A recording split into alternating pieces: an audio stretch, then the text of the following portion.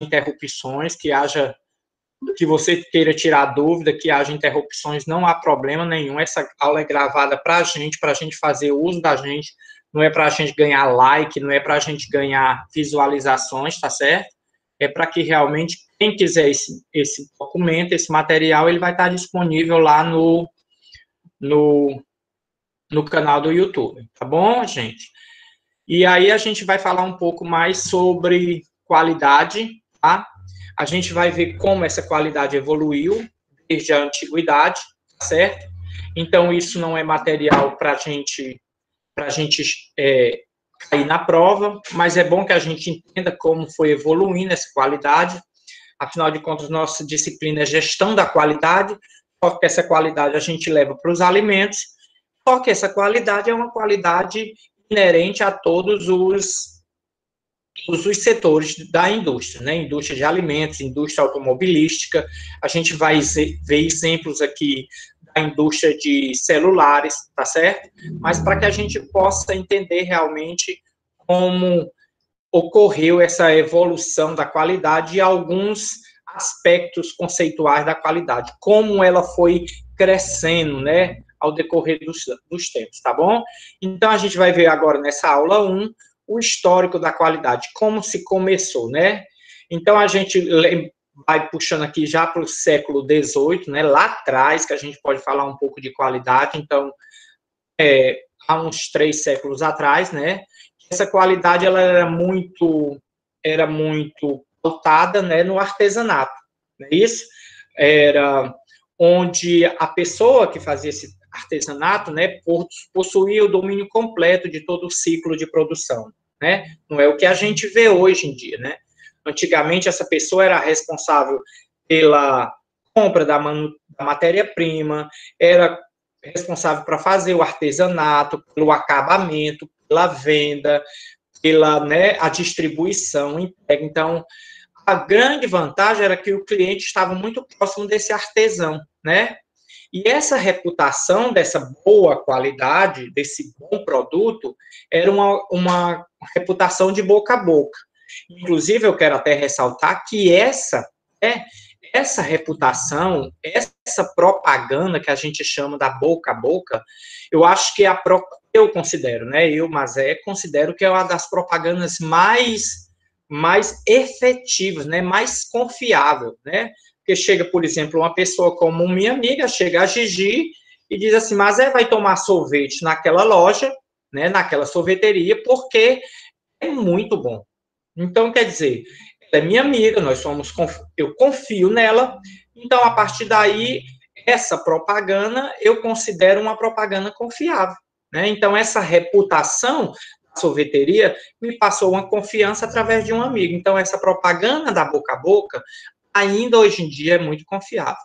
Claro que, devido às novas mídias sociais, né, a internet, a tecnologia da informação, essa propaganda, ela vem de uma forma mais instantânea para a gente. Mas eu ainda considero, hoje em dia, a propaganda da boca a boca a melhor de todas.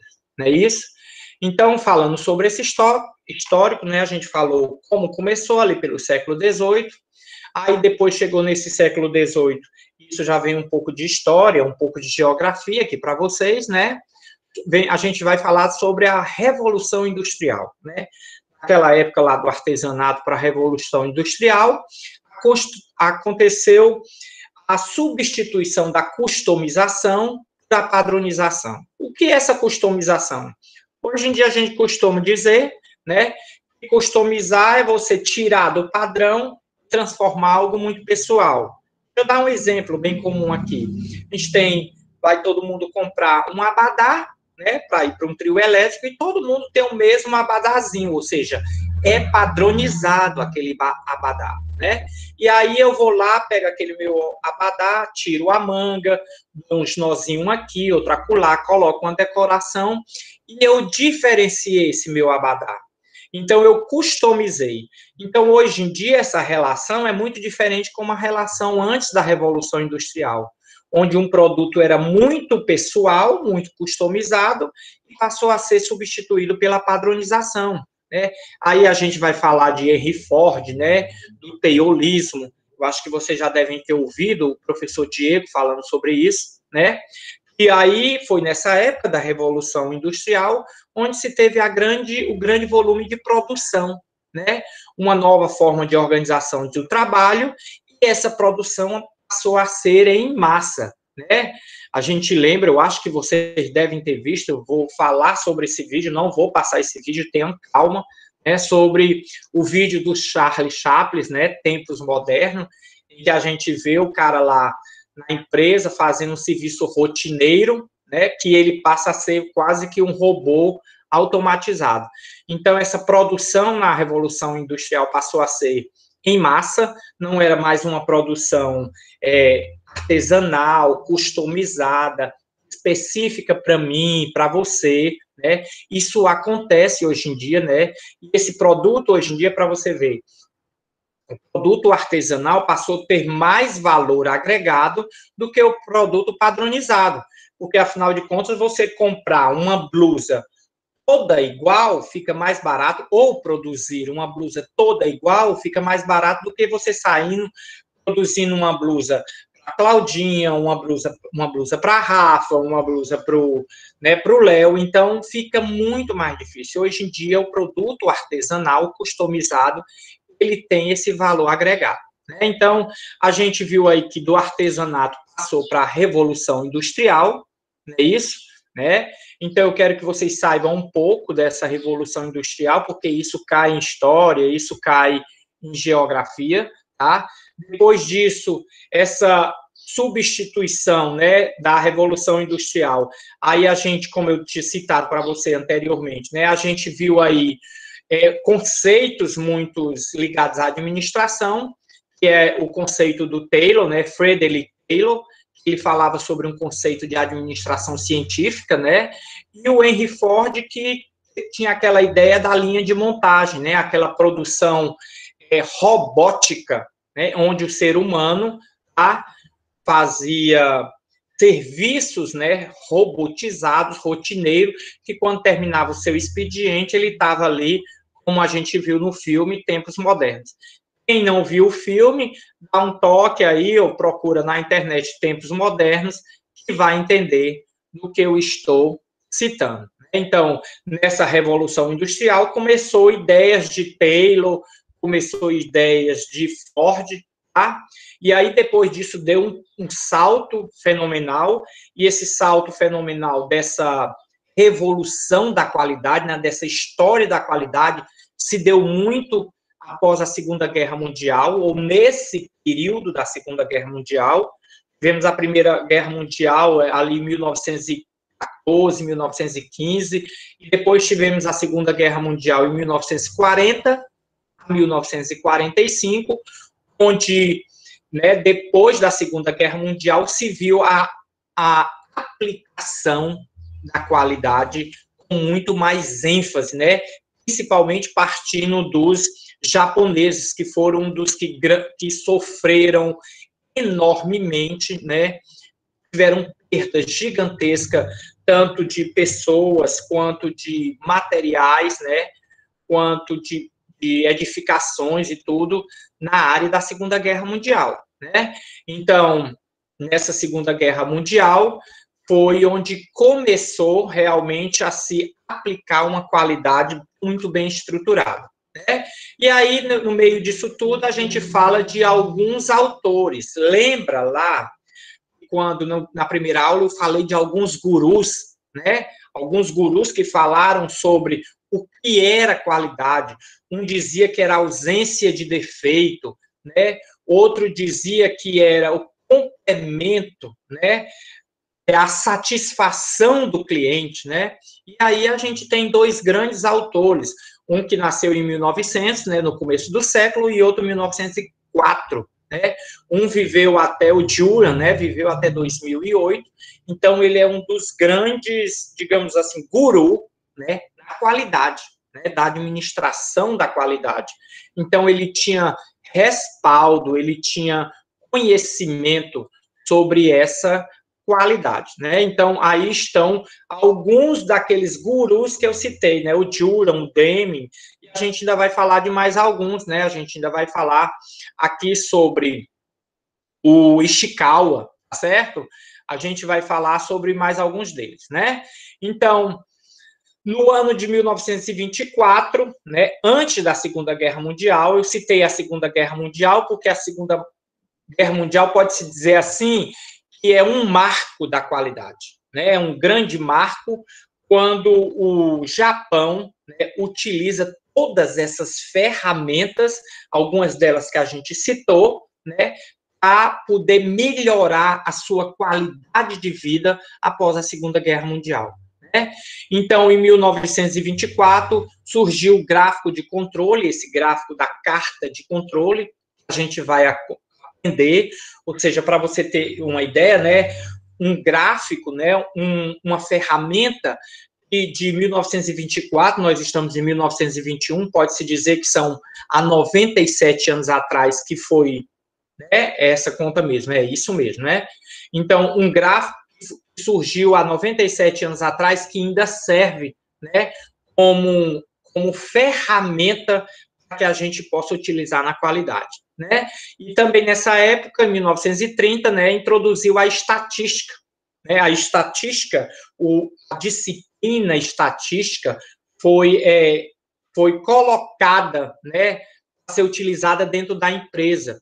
Né? A partir dessa época também propôs-se aquele ciclo que a gente falou, né? O ciclo PDCA, que é planejar, fazer, checar e atuar, né? Então, direcionados a analisar e a procurar problemas. Aquele círculo virtuoso que a gente falou, né? O ciclo PDCA, tá? Inclusive, eu quero lembrá-los que, como o Léo também já citou, a gente tem atividades hoje. Hoje tem 2 atividades para vocês do terceiro ano de introdução ou de agroindústria, tá certo? Uma relacionada a óleos e outra relacionada à gestão da qualidade. Então, fiquem atentos, vocês prestando atenção a essa aula, vocês respondem o questionário muito facilmente. Lembrando que é aquele esquemazinho, né? O questionário vai para o Classroom, vocês acessam com o e-mail institucional, certo? E em seguida vocês respondem aí 5 questões objetivas, vocês não gastam mais do que 15 minutinhos, tá? Com 15, 20 minutos, né? Nesse histórico da qualidade, depois ali da época da Segunda Guerra Mundial, nós tivemos a década de 50 e 60, que nós tivemos alguns outros conceitos, né? Esse autor aí, Taishi Ono, né, que é uma produção mais enxuta, uma produção mais límpida, porque antes era muito detalhista essa produção em massa, ela passou a ter esse conceito de produção mais enxuta. Nos anos 50 para 60 também, apareceu um novo conceito, o conceito de círculo de controle de qualidade, né? E o círculo das 7 ferramentas da qualidade. Hoje em dia, são muito mais ferramentas. Vocês veem aí, né, que um desses autores das ferramentas da qualidade, eu venho falando há dias, né, é o cara lá que inventou um desses gráficos, né, o Ishikawa, que inventou o gráfico espinha de peixe, ou também chamado de gráfico de causa e efeito, certo? Então, a gente vai explicar um pouco sobre essas ferramentas, sobre essa produção enxuta, né? Sobre o CCQ, Círculo de Controle de Qualidade. Pelo termo, você já nota, né? É um círculo, é a formação de um círculo onde você consegue controlar a qualidade da sua empresa. Então, o conceito de qualidade que a gente vê hoje, ele já vem de muito longe, né? A gente já viu aí, pelo menos de 1900, 1945, passando pela Segunda Guerra, passando pelas décadas de 60 e chegando aos anos 80 para 90, né? E aí essa qualidade passou a receber agora uma certificação, né? Começou a receber, assim, como pode-se dizer, um papel, né? Para dizer assim, ó, sua empresa é uma empresa de qualidade. E aí surgiu as ISOs, né? Que são a necessidade de padronizar, né, a qualidade, porque a qualidade no Japão era uma, a qualidade na Itália era outra, a qualidade na Índia era outra. Então, uma forma de padronizar, né, surgiu esse conceito de ISO, né, é o International Organization for Standardization, que é organização da padronização internacional, né? Qual era o seu grande objetivo desse ISO, né?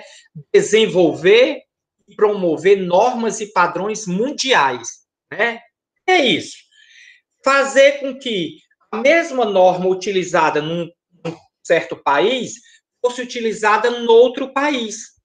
E aí ia padronizar essa norma e dessa forma ia poder se dizer que uma mesma peça feita na Indonésia tivesse a mesma qualidade de uma peça feita no Chile, né? Bastava que essas duas empresas apresentassem o ISO, ou seja, se uma empresa conseguisse essa certificação, significa que essa empresa está apta, né, a produzir essa mesma peça, esse mesmo material. A gente vê isso muito hoje em dia, né, falando para a nossa realidade sobre as vacinas, né? Por exemplo, a vacina da Oxford, né? Vacina da Oxford, ela é uma vacina inglesa, que é produzida na China e que vai vir para o Brasil. Olha que loucura, né? E o mesmo Brasil vai receber a receita, né? Vai receber o passo, a padronização da produção da vacina para o Brasil produzir aqui, né? No Instituto Fiocruz. Então, ou seja, a Fiocruz precisa de uma certificação internacional de que ela está apta a produzir essa vacina, como é produzida na Índia, como é produzida na China. Então, isso a gente chama de um certificado ISO.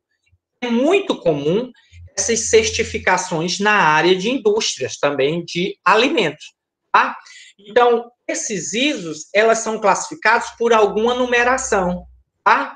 Então, por exemplo, eu tenho o ISO 22000, que está relacionado à segurança do trabalho, tem o ISO 9000, que está relacionado à gestão da qualidade, tem o ISO 14000, que está relacionado ao meio ambiente. Então, ou seja, se minha empresa recebe uma certificação e essa certificação tem esse nome de ISO, significa que é uma empresa top de qualidade, né? Uma empresa que está dentro dos padrões internacionais. Um exemplo muito simples aqui dentro da nossa cidade, na nossa cidade, né? A Paraagro, né, que alguns de vocês vão estagiar lá, né? É por isso que vocês precisam saber sobre isso. Ela tem essas certificações. Então, algum de vocês vão chegar, por exemplo, na Paraagro. Então, se a gente conseguir ainda esse ano, se Deus quiser, fazer uma visita à fábrica Fortaleza, você vai ver essas certificações de qualidade, né? A Paraagro, ela tem esse ISO, o ISO 22000, o ISO 9000, né? Então, significa que aquele produto tem as regras daquele ISO e é um produto confiável. Tanto é que a Paraagro, né, ela exporta tanto para os Estados Unidos como para toda a Europa. Então, a nossa água de coco aqui dessa região de Paraipaba é uma água de coco que vai chegar até a Europa, né? Graças a essa certificação. Como é que é feita essa certificação? A gente vai falar detalhadamente, mas superficialmente, assim, um órgão responsável vai na empresa, faz uma visita. E aí ele mostra as regras dessas certificações, ou as regras para conseguir essa certificação. Por exemplo, ele diz assim, toda parede tem que ser de cerâmica. Todo teto tem que ser na altura mínima de 4 metros, né? Todo piso tem que ser impermeável. Então, a empresa vai fazendo essas alterações. Quando está toda padronizada a empresa, ela manda chamar para receber uma auditoria. Aí vem essas pessoas, né, dessa certificação, e olha se está tudo dentro do padrão. Se está tudo dentro do padrão, significa que essa empresa está numa norma internacional. Então, essa empresa pode receber essa certificação. Então, vocês vão ver, muitos de vocês vão ver empresas procurando. Tem algumas empresas, por exemplo, como a Indaiá, ela coloca essa certificação no rótulo, né, da água mineral. Então, você pega a água mineral e está lá, ISO 9000. Significa o quê? Veja aí, né? Estabelece o ponto de partida para o entendimento de normas e definições, né? Então, é um ISO que ele cuida da gestão da qualidade, né? Então, é um ISO que realmente você sabe que aquela água é uma água de qualidade. Aquela água, ela pode ser enviada para o Chile, para a Colômbia, né? Para toda a América do Sul, para qualquer país, porque ela está dentro dos padrões internacionais. Então, isso é classificação internacional, certo? Então, essas principais normas da série ISO, né, elas são bem interessantes, a gente vai falar mais detalhadamente sobre elas, né? Voltando ao nosso histórico, que a gente deu uma explicada sobre ISO, a gente tem também uma outra ferramenta que é a Seis Sigmas, né? No finalzinho dessa aula eu vou explicar bem detalhadamente, dando um exemplo do que é essa ferramenta Seis Sigmas, que nos anos 80 foi utilizada para cá. É uma ferramenta para você alinhar a estratégia da sua qualidade. É como se você tivesse um percentual muito grande de defeito da sua empresa e você aplicasse esses sigmas. Esses sigmas, eles são de acordo com a quantidade de defeito que tem na sua produção. Se você tem uma quantidade de defeitos X, então você tem só uma ferramenta de 2 sigmas. Se seus defeitos vão diminuindo, então sua numeração vai aumentando desses sigmas, tá? Então, ela está direcionada a projetos onde você vai eliminando os defeitos da sua empresa, da produção da sua empresa. E isso ela leva muito em consideração a relação custo-benefício, né? Se vale a pena eu investir esse custo, para eu investir num custo muito alto, ver se esse benefício se traz benefícios para a minha empresa, ou proporcionalmente ou inversamente proporcional. Então, essa Seis Sigma é mais uma ferramenta, é mais uma estratégia, né, na qualidade, né? Então, a gente tem aí essa qualidade vindo dos anos 90, ou lá do século XVIII até meados dos anos 90, certo? Deixa eu ver, alguém falou alguma coisa aqui. Marca essa ali de baixo, está aparecendo alguma marca? Esse jovem deve ter ligação com a mutação. Ah, não estou entendendo, Léo, me explica. Ah, na lâmina anterior? Peraí que eu vou voltar. Um momento. Lâmina anterior.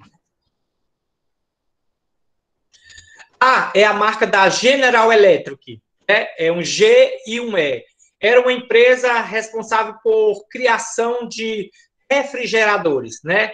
Esse era o proprietário, tá? A General Electric, certo? E esse ciclozinho aqui, DMAIC, já é o ciclo, tá, dos 6 sigmas, tá?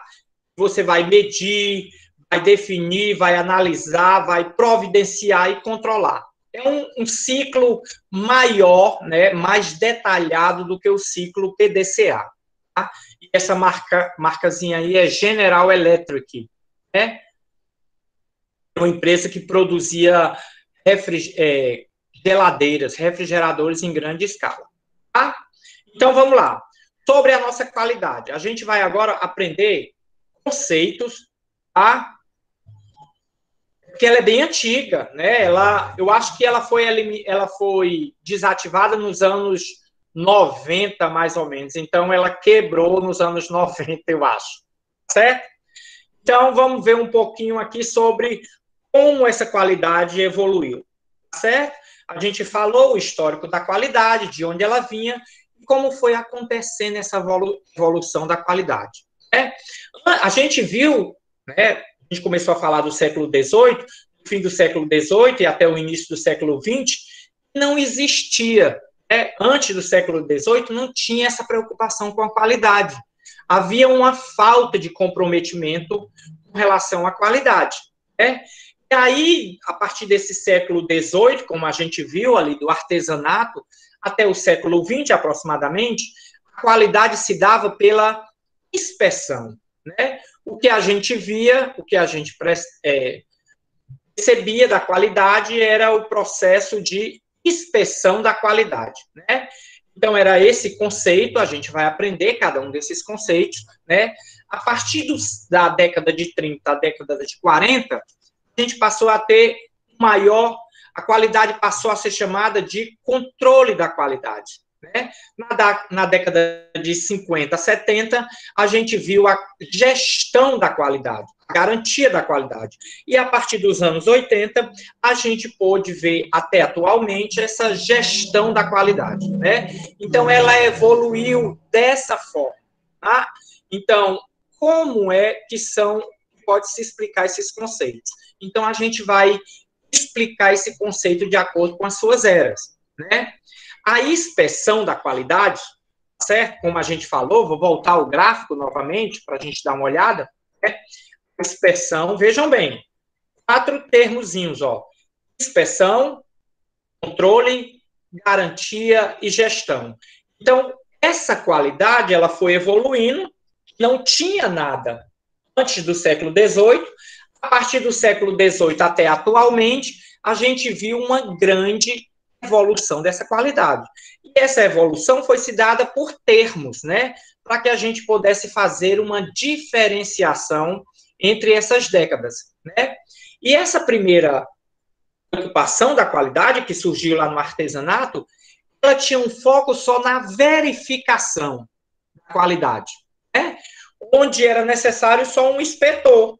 Lembra, lá na época da qualidade do artesanato, bem no início, esse inspetor era a pessoa que produzia a peça, né? Ele era o responsável pela qualidade. Isso foi sendo visto até o século XX. Então, a qualidade só tinha um foco na verificação. A qualidade estava preocupada só em verificar o produto. Eu terminava de produzir a caneta e eu ia simplesmente verificar esse produto. Né? E quem era o responsável por isso? Uma única pessoa. Né? Então, a partir daí, depois do século XX, né, nós chegamos aí ao século XXI, no século XX, aí a gente chegou aí na década de 20, né, de 20 a 30, a gente começou a ter um outro foco da qualidade. A gente teve o foco do controle, né? Então, esse controle da qualidade, ele já estava direcionado não exclusivamente a uma única pessoa. Ele estava direcionado ao departamento que fabricava aquele produto. Então, nós começamos a parar só de olhar o produto final, a caneta, e sim a verificar também o processo dessa caneta. Então, eu comecei a ter um controle, eu não só mais verificava, eu não só mais inspecionava, eu também controlava essa qualidade, eu tinha o controle. E esse controle era onde? No departamento da fábrica, no local onde produzia. Então, levando aqui para o setor de alimentos, eu, na década de 30, né, como a gente viu o controle da qualidade, eu me preocupava como era produzido esse alimento para eu poder controlar essa qualidade, né? E aí, para a década de 50 a 70, a gente começou a ter um outro foco. O foco estava na coordenação da qualidade, né? Então, aí, essa coordenação começou a usar o termo a garantia da qualidade, né? Onde todos os departamentos estavam envolvidos, né?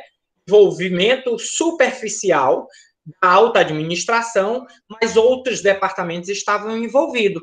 E outros departamentos? Não era só mais o departamento de produção, era o laboratório, era o departamento que contratava, né, os funcionários, que demitia o funcionário, era o setor de alimentos, né, que faz a cozinha da empresa. Então, todos os setores, era o setor de segurança.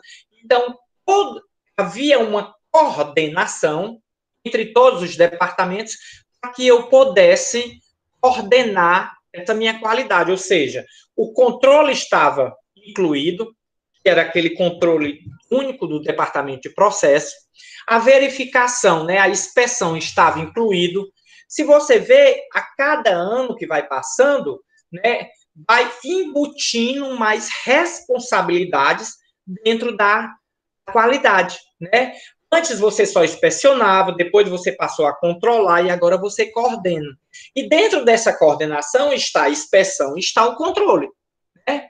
E a partir dos anos 80, a gente começou a ver um foco no impacto estratégico chamado de gestão da qualidade. Eu não estava preocupada mais só em eu não estava mais preocupada só em gerir ou em só coordenar essa qualidade. Eu tinha que geri-la também, né? Eu precisava, digamos assim, dar um impacto estratégico à minha empresa, né? E para isso, não era necessário só os departamentos estarem envolvidos. Era necessário que todo mundo da empresa estivesse envolvido. Todos os setores da empresa tivessem envolvido, inclusive a presidência da empresa, inclusive a alta administração. Não adiantava, né, eu ter o controle por departamentos, todos os departamentos, e o pessoal, né, da alta administração, a supervisão, não ligarem para a qualidade. Então, na gestão da qualidade, foi chamado todo mundo, né, para poder fazer parte dessa era, né? A gestão da qualidade passou a impactar a empresa de uma forma generalizada. Onde estava o presidente, onde estava o pessoal dos serviços gerais, onde estava o pessoal da produção, do RH, do setor de controle de qualidade, onde todos estavam envolvidos, né? Todos da empresa, com a alta administração, exercendo uma forte liderança, onde todo mundo era importante, né? Então, essa é a evolução, é a forma como se evoluiu a qualidade, né? Ela veio, bom, de uma inspeção, onde era só vista ali a inspeção da qualidade, até os dias atuais, que é chamada de gestão da qualidade, que é a disciplina que a gente está estudando, né? Então, aqui a gente tem algumas definições sobre a qualidade, né? Aqui eu não preciso entrar em detalhes em todos, mas que a gente veja uma certa diferença, né? Por exemplo, aqui, a qualidade vista é baseada no produto. A gente pode dizer que a qualidade vista baseada no produto é uma variável precisa e mensurável, oriunda dos atributos do produto, né? Então, ou seja, a qualidade do produto, né, a qualidade baseada no produto é aquela onde que eu digo assim, esse produto é verde, esse produto tem o sabor de morango, esse produto... Então, é mensurável, eu posso medir essa qualidade, né? Eu posso dizer assim, ó, a qualidade aqui está porque a quantidade de açúcar é X desse produto. Então, eu estou mensurando minha qualidade. Então, o conceito de qualidade baseado no produto está na sua mensuração. O que eu posso medir desse produto, né? A qualidade já vista, né, bem diferente, com relação ao usuário daquele produto, né? A qualidade referente ao usuário do produto está muito relacionada a um conceito subjetivo. Porque o que é qualidade para mim não é qualidade para o Léo. Por exemplo, eu gosto de café, né, com adoçante. Já o Léo gosta de café com açúcar. Então, ou seja, é uma variável muito subjetiva, não é objetiva. né? Então, café, para mim, só é de boa qualidade se tiver adoçante. Café para o Léo só é de boa qualidade se tiver açúcar. Então, o conceito de qualidade baseado no usuário é muito subjetivo, né? Um exemplo muito comum, né? O nosso lanche escolar, né? O nosso lanche escolar, quando tinha cuscuz, eu não gosto muito de cuscuz, né?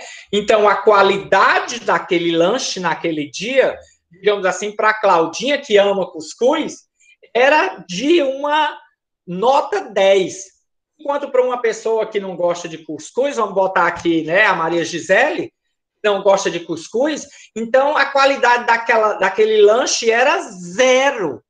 Né? Então, ou seja, a qualidade baseada no consumidor, no usuário, é muito subjetiva. O que é bom para um não pode ser bom para outro. Agora, a qualidade direcionada ao produto, ela é objetiva. Cuscuz é cuscuz, é sempre cuscuz.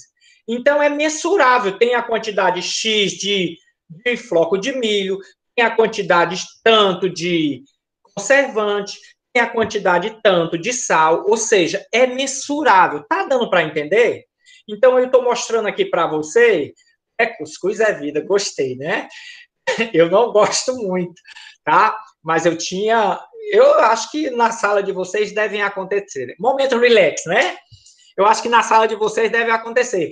Tem gente que manda outra pessoa pegar e vai juntando a cuscuzada, né? Junta o cuscuz de um, junta o cuscuz de outro, e aí, quando menos espera, há uma cuscuzada. Então, definindo, né, o conceito de qualidade, a gente aqui, nesse gráfico, nessa tabela, a gente está vendo que tem pelo menos 5 tipos de conceito da qualidade. Mas aqui eu falei só sobre 2 muito diferenciados. A qualidade baseada no produto e a qualidade baseada no usuário, como são conceitos diferentes. Um é muito objetivo, o outro é muito subjetivo. Tá certo? Então, é só para que a gente tenha uma noção desses conceitos, que o conceito da qualidade pode mudar. Se for baseado no usuário, muda repentinamente. Basta ter 10 pessoas experimentando um produto que você vai ter 10 conceitos de qualidade. Um vai dizer que o biscoito é muito doce, o outro vai dizer que o biscoito não é crocante, outro vai dizer que o biscoito não tem sabor definido, e assim sucessivamente. Certo? Então, esses são alguns conceitos da qualidade. Ok? A gente vai aprender muito ainda sobre esses conceitos, ok? Aqui a gente tem também um gráfico muito interessante, né? Nessas evoluções da qualidade, tá certo, gente? Surgiu, né? O Jeff está dizendo aqui que no 7º ano passou o intervalo todo só comendo cuscuz. E voltou para a sala de aula, conseguiu voltar para a sala de aula depois de comer tanto cuscuz, né? Então, fica complicado, assim, depois voltar para a sala de aula. A Lu está dizendo que está com saudade aqui, né? Que bom que está com saudade. Gente, isso é muito, muito relativo, né? A gente morrendo de saudade da escola. Quando eu apresentava, eu me lembro no começo das aulas, né? Todo começo de aula eu mostro as datas para vocês, e aí vocês olhavam as datas, quando via o feriado, dizia, ai, feriado, que coisa boa, não vamos para a escola. Agora a gente está aí tudo chorando para voltar para a escola. Esse mundo dá muitas voltas, não é isso? Mas voltando aqui às nossas aulas, né? Uma outra ferramenta da qualidade, essa ferramenta eu tenho uma aula gigantesca para falar sobre ela, isso, que é sobre os 5S, né? A evolução desses programas passou a ter um desses programas chamado de 5S. A gente está falando aí, ó, já de abordagens da qualidade, de ferramentas da qualidade, certo? A gente viu aí o histórico da qualidade, a gente viu aí, né, um pouco sobre a evolução, desde a inspeção, controle, garantia e gestão da qualidade.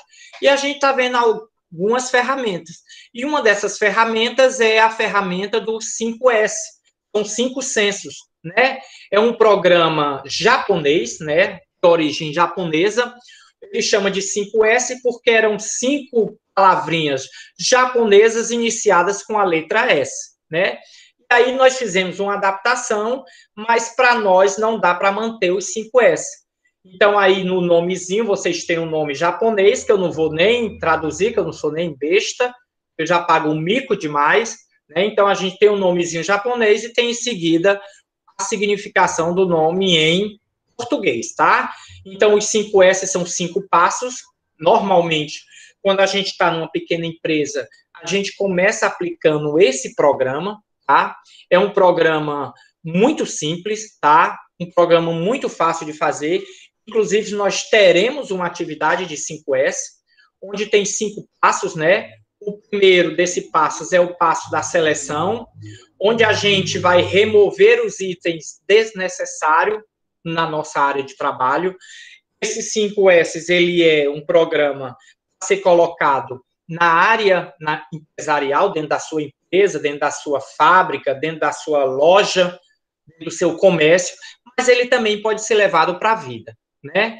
É um programa que também pode ser utilizado no nosso dia a dia. Então, o primeiro passo é o passo da seleção, depois é o passo do ordenamento, né? Da ordenagem, onde você vai organizar, o segundo passo é o da organização, o terceiro passo é o passo da limpeza, o quarto passo é o passo da padronização, e o quinto passo é o chamado de autodisciplina. Nada mais é do que você manter os outros 4 passos, né? Então, o quinto passo é você conseguir manter os outros 4 passos, né? Sendo sempre feito dentro da empresa, você está fazendo o quinto passo, né? Que são os passos do 5S. Eu tenho uma aula gigantesca sobre 5S. A gente vai falar muito sobre 5S, certo?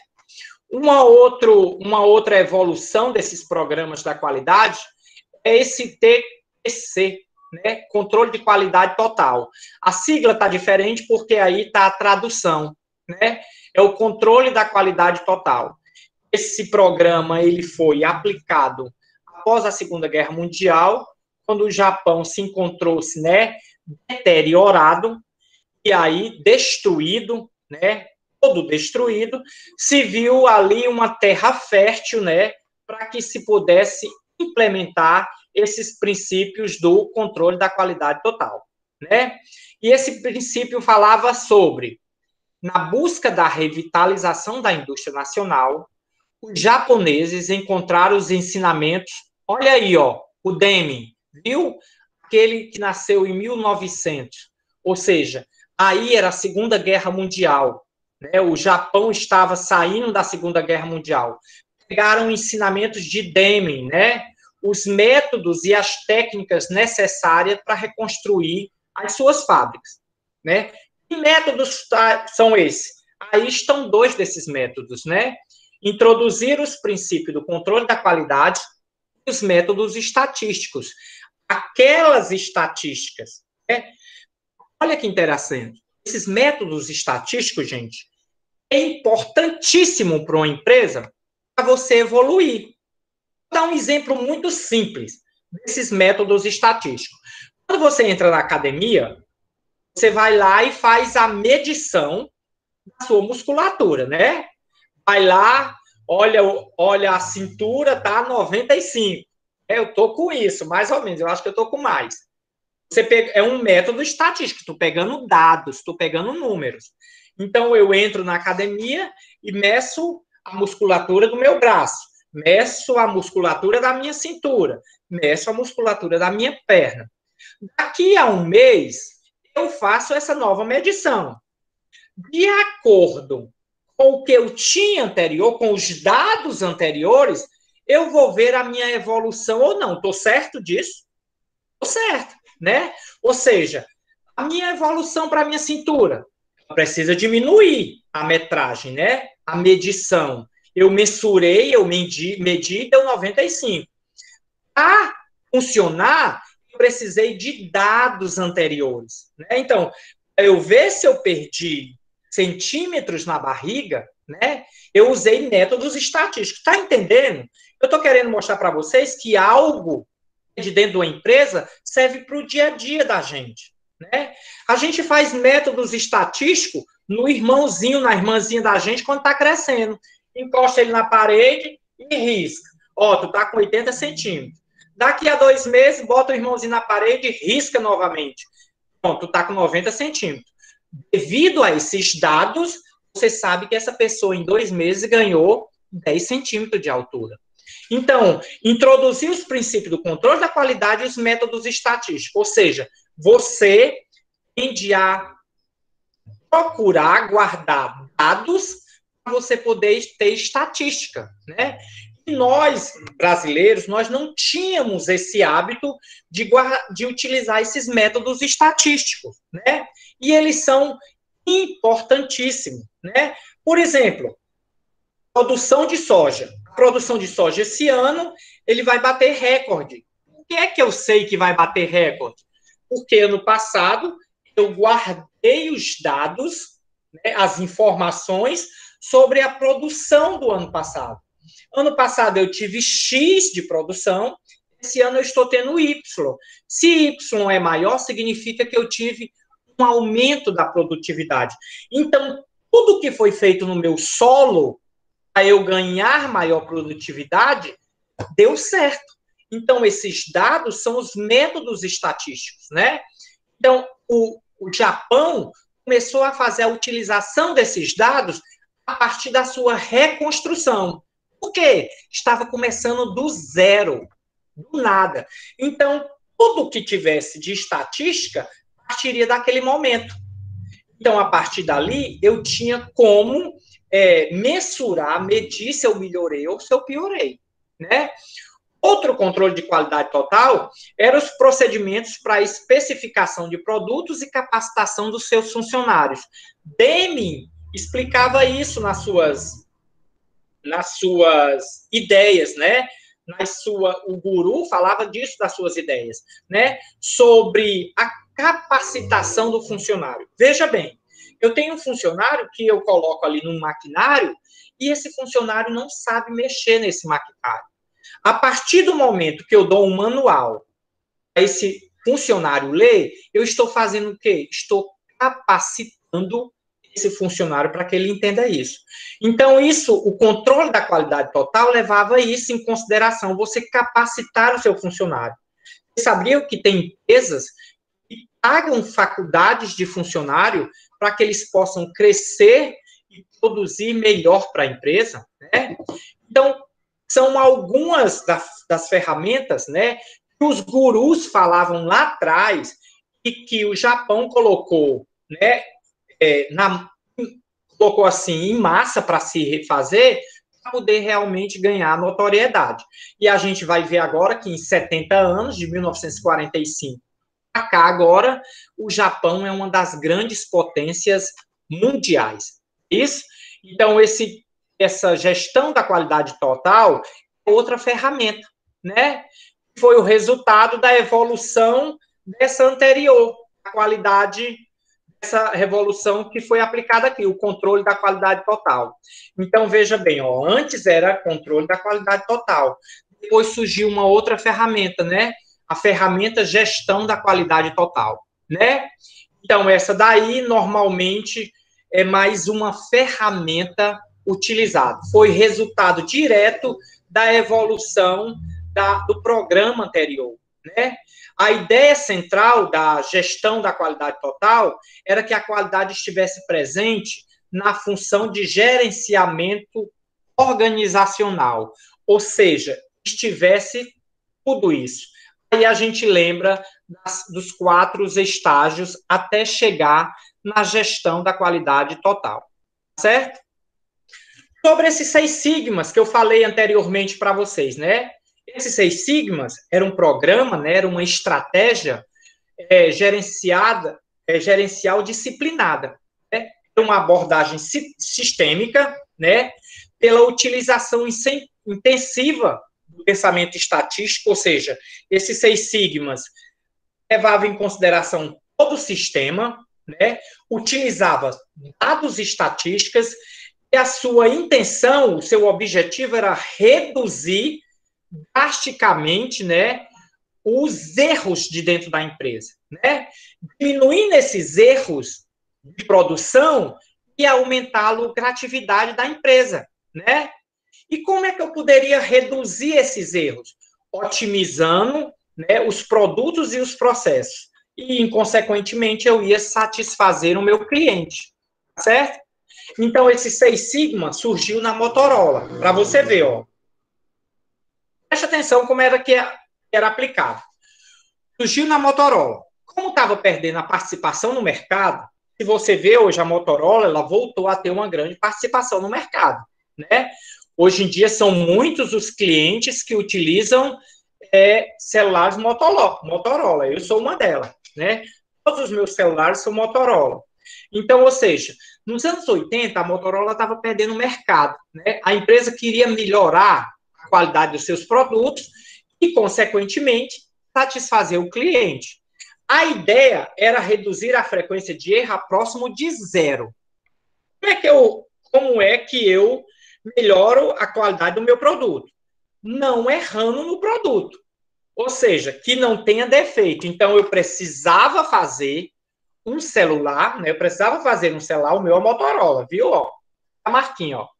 Eu precisava fazer um celular em que o erro desse celular fosse 0.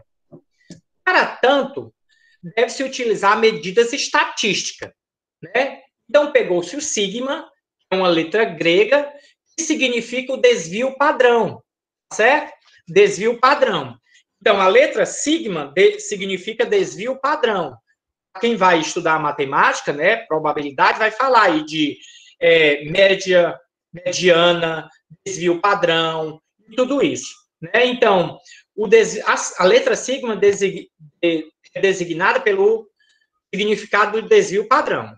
Então, os 6 sigmas têm esse nome porque tem 6 níveis de qualidade.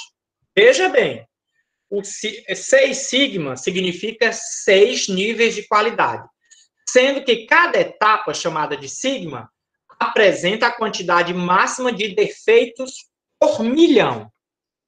Cada degrau significa a quantidade de defeito por milhão. O programa mede a frequência com que as pessoas cometem erro e tenta aproximá-la à estatística próxima aos 6 sigma. Vou mostrar o próximo slide. Veja bem, a gente diz que são 6 degraus, 6 níveis de qualidade. Cada nível apresenta uma quantidade máxima de defeito por milhão, certo? Então, está aí os 6 níveis da qualidade. Então, um produto, veja bem, defeitos por milhões. Então, o que é que a Motorola disse? A gente vai conseguir produzir o nosso nível no nível 6 sigma. 6 sigma significa o quê? Significa que a cada 1 milhão de celular produzido, nós vamos ter, no máximo, 3,4 celular com defeito. Entendeu? Ou seja, sua empresa produz no nível 1 sigma. Significa que de 1 milhão de pacote de biscoito, 690 foram com defeito. Um nível alto de erro, um nível altíssimo. Então, uma empresa que produz com um nível de 1 sigma é uma empresa que dá prejuízo. Ou seja, de cada 1 milhão de pacote de biscoito, 690 está dando um erro. Então, o que é que as empresas buscam? Buscam melhorar o seu nível, a sua etapa, né? O seu degrau de sigma, né?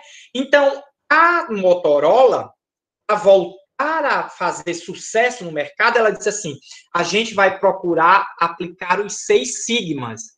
E o que era esses 6 sigma? Significa que de 1 milhão de celular produzido, só de 1 milhão, estou falando de 1 milhão de celular produzidos, só 3,4 apresenta defeito. Se 3,4, só 3,4 apresentou defeito, significa que de 1 milhão de celular que eu vendi, só 3 pessoas tiveram algum problema. Não é isso? Então, o meu nível de qualidade está excepcional. Tem qualidade acima de 6 sigma? Tem outro degrau, 7 sigma? Não. Esse é o nível máximo da perfeição, certo? Esse é o nível máximo. Então, uma empresa que diz assim, eu vou aplicar o 6 sigma, eu tenho uma empresa de cocada, eu vou aplicar o 6 sigma na minha empresa de cocada. Então, de cada 1.000 cocadas, eu só posso ter 0,34 com defeito. Entendeu? Então, ou seja, de cada 1 milhão de cocada, só 3,4 pode estar ruim. Então, é um nível top de produção. A minha qualidade é fenomenal. Então, é um programa que se aplica.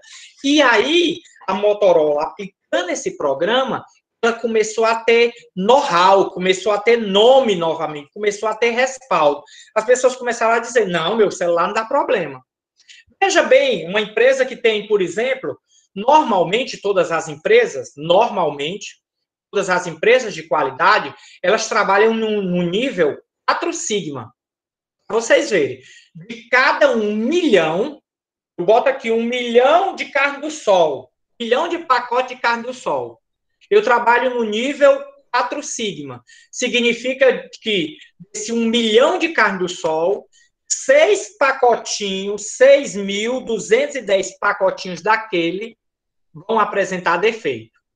É um gasto irrisório no meio de 1 milhão, né? Mas é um custo. Eu produzi aquela carne, eu embalei, eu tive mão de obra utilizando, então, de 6.000 pacotes foram para o lixo. 6.000 pacotes no universo de 1 milhão não presta.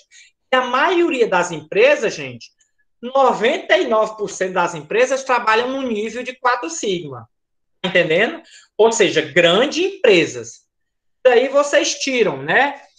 Como o nível de qualidade é levado em consideração quando se usa esse programa 6 sigma. Então, foi aí onde a Motorola percebeu que poderia voltar ao topo, né? Quando falamos em 6 sigma, significa numa redução da variação no resultado entregue ao cliente, numa taxa de 3,4 falhas por milhão. Significa que eu chego quase à perfeição. Olha o nível aí em percentual. 99,99966%. Ou seja, é uma gota de um copo d'água. Não é isso? Então, a pessoa que trabalha com um programa no nível de 6 sigma é uma empresa que é super top, né? E são poucas empresas. Na maioria das empresas, como eu volto a afirmar para vocês, né, prevalece aí o programa até o 4 sigma, certo? Uma empresa já com 4 sigma é uma empresa bastante, né, representativa.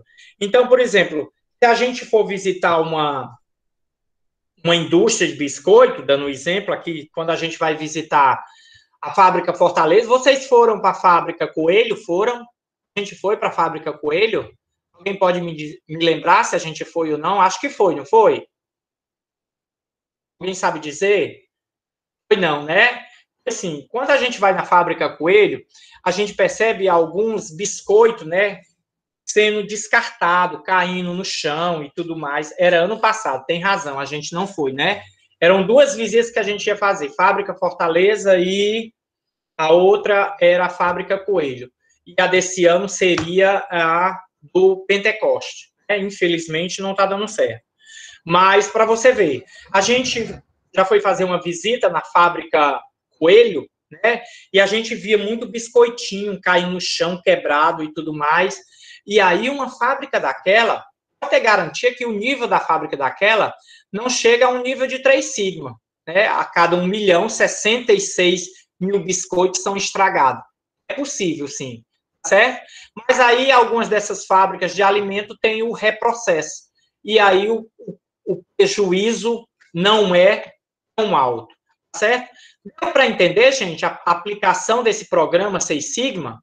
Eu vou dar um exemplo aqui, alguns exemplos de algumas empresas que aplicam o Seis Sigmas, né, que aplicam o Quatro Sigmas, né?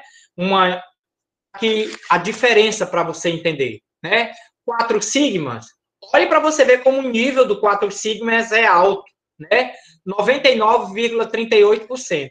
Então, significa que de cada 100 produtos que eu fabrico, só 0,32, não, 0,64% tem defeito se eu utilizar o Sigma, o 4 Sigma.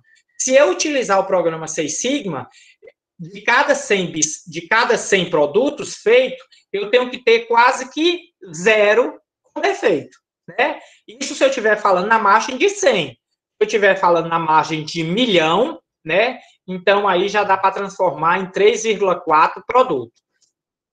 Então, veja a diferença aqui. Para você ver esse programa sendo aplicado em várias áreas, em várias empresas, tá certo? Em vários ramos, né? No ramo da energia elétrica, eu tenho uma empresa que possa dizer que tem o programa Seis Sigma, essa empresa tem que ter 1 hora de falta de energia elétrica a cada 34 anos. Já uma empresa que utiliza o 4 Sigma tem que ter 7 horas de falta de energia elétrica por mês. A gente tem alguma empresa aqui nessa área? Sim, falta muita energia elétrica aqui nessa cidade. Então, significa que a Enel não é uma empresa Seis Sigma, né?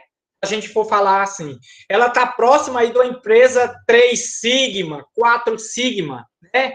Porque tem aí falta de energia elétrica por mês em torno de 7 horas. Está dando para entender? Outro setor na área de hospitalização, né? Utilizando um hospital que utiliza o programa Seis Sigma, né, tem 1,7 operações cirúrgicas incorretas por semana. Uma por semana. Um hospital que utiliza o 4 Sigma tem 5 operações cirúrgicas incorretas, 5.000 operações incorretas por semana. Então, por exemplo, uma empresa como a Apvida, né, se ela aplica os 6 Sigmas, então ela tem que ter, no máximo, semana, 1,7 cirurgia incorreta. Se ela for no nível 4 Sigma, ela tem, por semana, 5.000 cirurgias incorretas. Né? Então, aí, um outro exemplo é uma empresa na área de, como os Correios. Né? Uma empresa na área como os Correios, se ela aplicar o 4 Sigma, ela tem 3.000 cartas extraviadas a cada 300.000. Já se ela aplicar o programa Seis Sigma, ela tem uma carta extraviada a cada esses 300.000 cartas novamente. Então, para você ver a diferença do nível se você aplicar esse programa, né? E aí a gente tem mais um exemplo, uma empresa na área de abastecimento de água, né? Então, uma empresa com 4 Sigma, ela 15 minutos de fornecimento de água não potável por dia. Ela até pode ter esse defeito de 15 minutos. Já uma empresa que aplica os 6 Sigmas, ela pode ter, no máximo, 1 minuto de fornecimento de água não potável a cada 7 meses. Então, para você ver o nível de qualidade entre uma empresa ou outra, de acordo, né, com o nível do Sigma que a gente aplicar à nossa empresa, certo?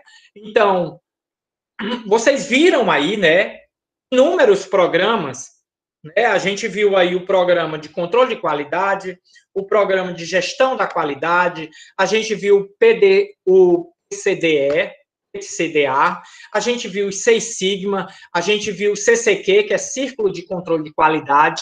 Aí eu pergunto para vocês, né, desse monte de programa que a gente conheceu, né?